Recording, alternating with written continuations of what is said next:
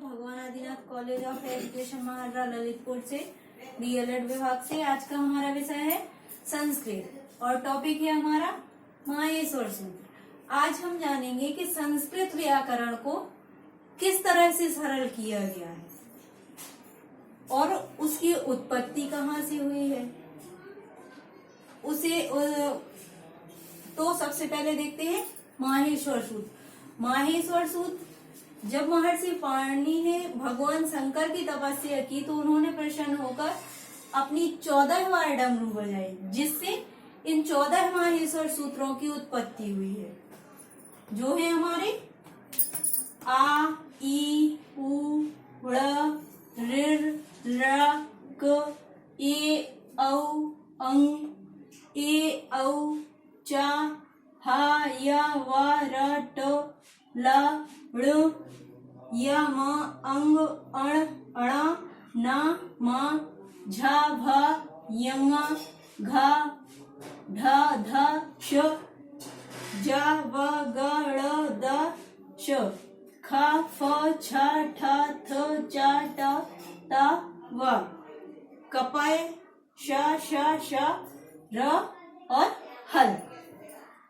इनको याद करने के लिए एक हम दो के ग्रुप बनाते हैं। आई, उण, ऋ, रत, ए, ओंग, ऐ, औच, है, वरट, लड़, यमंग, गणनम, झभय, घड़, धस, जब, गड़, दस, खफ, छठत, चटतो, कपय, शश, शर, हल। इस तरह से हम इनको याद करते हैं। अब हम जानते हैं हमारी वर्णमाला की उत्पत्ति कहाँ से हुई है। हम संधि पढ़ते हैं, समास पढ़ते हैं, तो हम जानते हैं कि इनको इसी के आधार पर हमारा सरल किया गया है। जो हमारे संधि के सूत्र हैं या समास के सूत्र हैं, उन सभी को इसी के द्वारा सरल किया गया है। इन्हीं माहेश्वर सूत्र से हमारे कितने प्रत्याहार बनते हैं? 42 प्रत्याहार बनते हैं। ये हमारा अक्सर डीएलएड में भी क्वेश्चन पूछा जाता है और टीईटी में भी क्वेश्चन पूछा जाता है कि हमारे प्रत्याहार कितने होते हैं। तो हमारे जो माहेश्वर सूत्र से प्रत्याहार बनते हैं वो हमारे 42 प्रत्याहार बनते हैं। प्रत्याहार कैसे बनते हैं? यहाँ हम लेते हैं ये अक प्रत्याहार। कई बार ये टीईटी में भी पूछा गया है और डीएलएड में भी पूछा गया है। अक, अगर हमको माहेश्वर सूत्र याद है तो हम कोई सा भी प्रत्याहार आ जाए उसको हम आसानी से बना सकते हैं। तो सबसे पहले अक बना हमारा। अक प्रत्याहार हमारा कहां से कहां तक बना? आ से लेके का तक। आ से का तक हमारा बना अक। तो हम जानेंगे प्रत्याहार का मतलब होता है किसी ज्यादा वस्तु को कम समय में उपस्थित करना या कम समय में जानना। तो अक में अब कितने वर्ण आ जाते हैं हमारे? आ, ई, उ, आ, ई,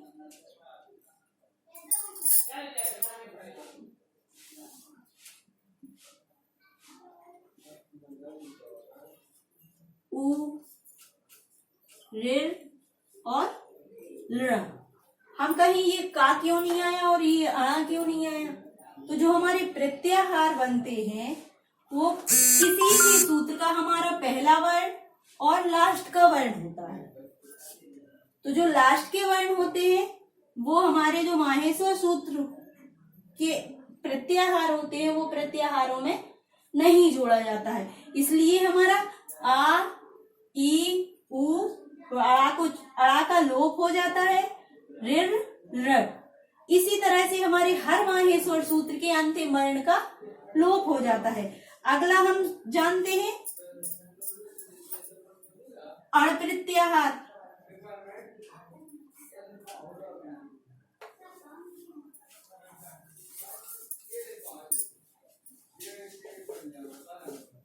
अण प्रत्याहार।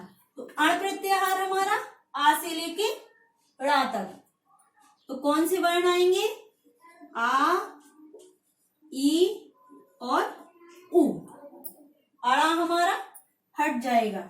तो इसी तरह से हम अच प्रत्याहार,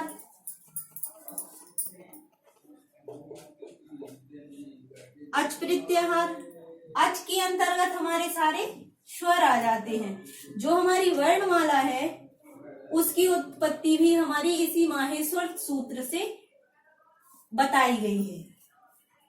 अच माहेश्वर सूत्र के अनुसार या महर्षि पाणिनि के अनुसार ये सबसे ज्यादा क्वेश्चन पूछा जाता है टीईटी में भी और डीएलएड में भी, कि महर्षि पाणिनि के अनुसार हमारे स्वर कितने होते हैं, व्यंजन कितने होते हैं।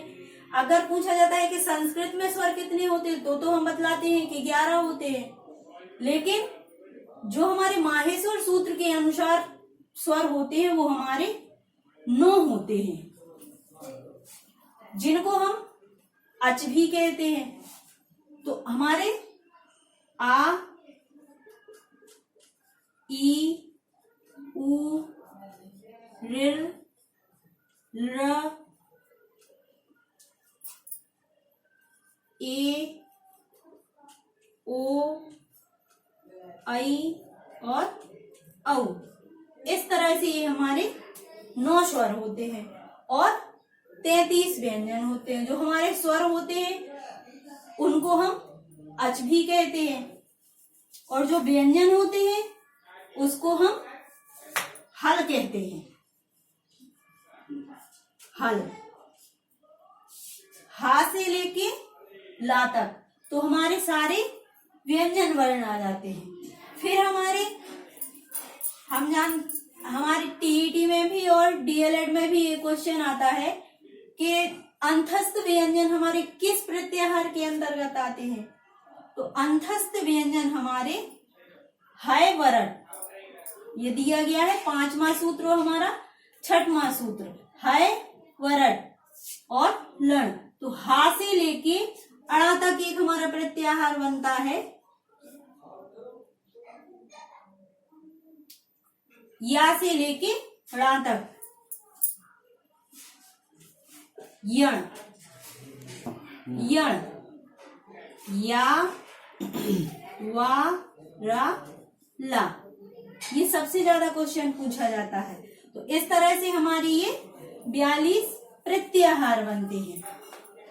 इनको 33 व्यंजन होते हैं इसी सूत्र के अनुसार, महर्षि पाणिनि के अनुसार, और 9 स्वर होते हैं। इसके साथ आज का हम टॉपिक अपना खत्म करते हैं। कल इसी समय हम आपको इसके आगे का बतलाएंगे।